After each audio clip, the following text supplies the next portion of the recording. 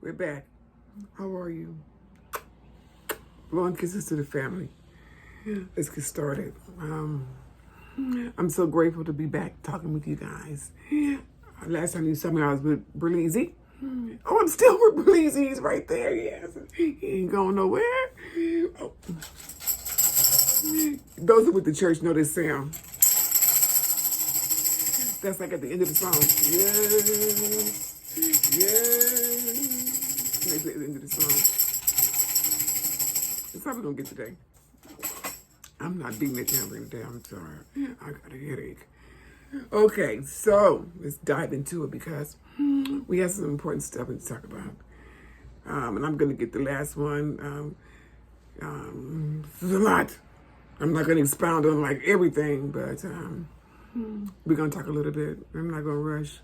Some of you guys think that I'm a little winded, and they're concerned. Video number 1 explains it all.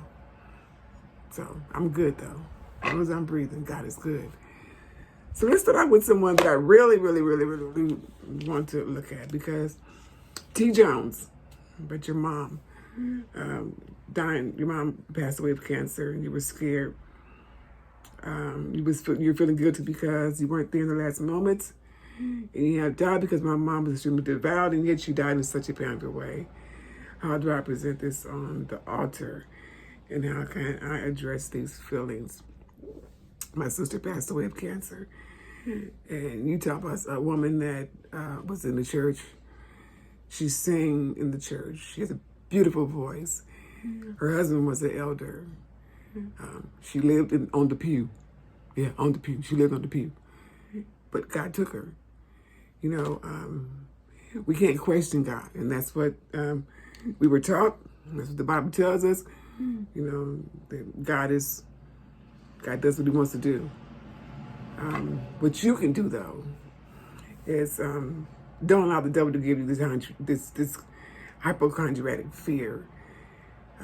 You have to still trust God because God is all knowing. He knows what He's doing, and pray. Ask God to take away that fear of losing your mom. Take away that fear of you dying like your mom did. And I want to let everybody know this walk is all about trusting God. This walk is all about a relationship with God. You got to get it to get to nothing I can tell you will allow you to get to the next step if you don't get a relationship with God. Nothing. It will all seem foreign to you.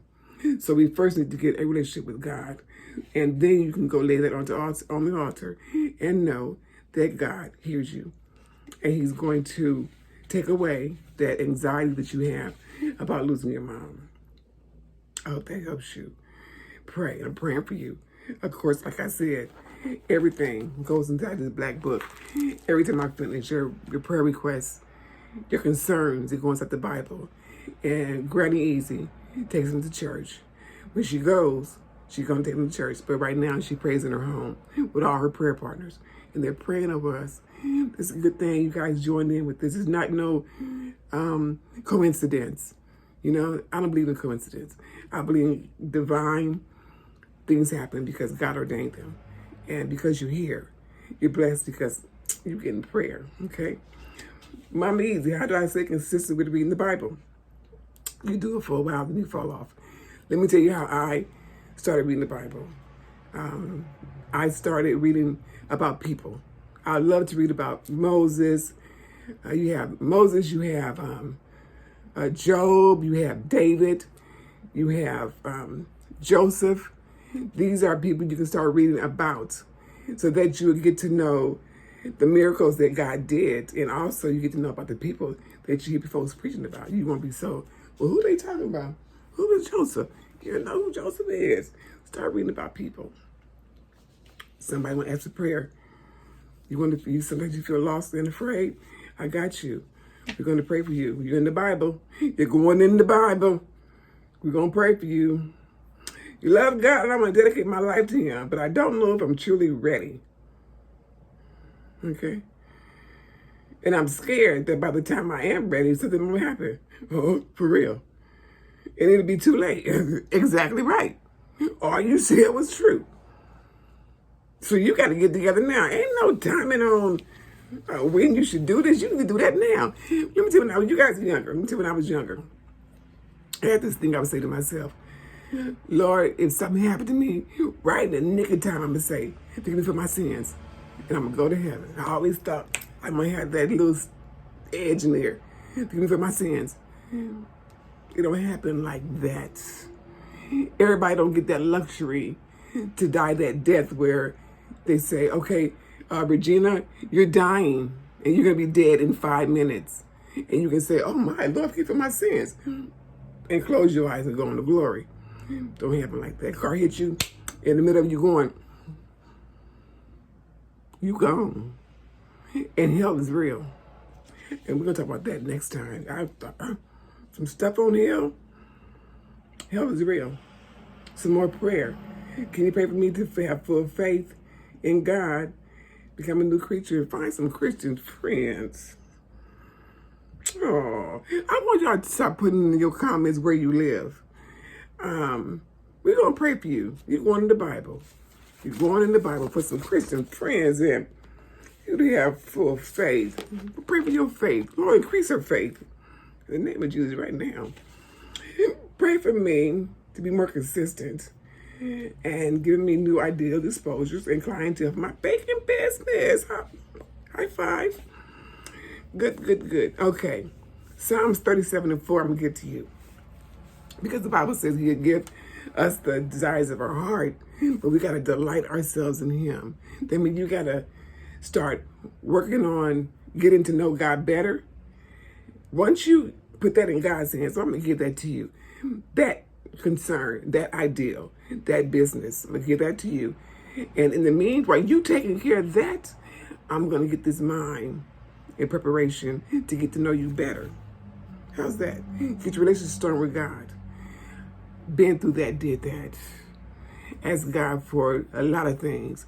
But when I know that he answered me, is when I was off doing church work. I'm like, oh, he did that. Didn't stop worrying about that. Worrying ain't your job to worry. Ain't your job to worry. People talk about finding churches. You got to give me your location. I know many pastors. I know many good churches. I need to know your area, though, where you're at. Some of y'all said church folks is shady. Preachers talking about stuff from the pulpit. Ain't got no business doing that. Been through that too, boo. They will do, but the altar and the pulpit is not where you go to shame people. So if you have a preacher that's doing that, girl, you got every right to get up and leave. Ain't no cult. Church ain't no cult. And God is not only in that building, okay? He's in our hearts. He's in our heart. Don't anybody fool you to think that God's in that one building. No, he not. If that man or that woman ain't doing right in that pulpit, leave. Find you a church home. Put your information where you at. I'm going to help you. I know practice from way from here to Palmdale to Lancaster. If you're in the California area. Or if you in Austin, Texas. I've been out there to church too. They got a good church out there. A good church. So let me read this to you. This is the one I'm going to address. Do you think it's bad for Christians to listen to secular music, specifically rap or hip hop? Let me tell you about that. I don't know what your pastor told you. I don't even know what your mama told you. This is my own opinion, though, because you're on my channel asking me. So let me tell you what I think, what I've been through.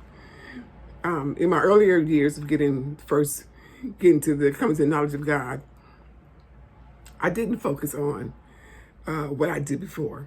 My rap music, my R&B, my oldies but goodies, because I need my mind to, I was serious about this. Now I told y'all last video, I told the devil, I got to give God the same amount of time I gave you. Well, I thought as though doing that, I had to change my hearing, was going to play inside my head.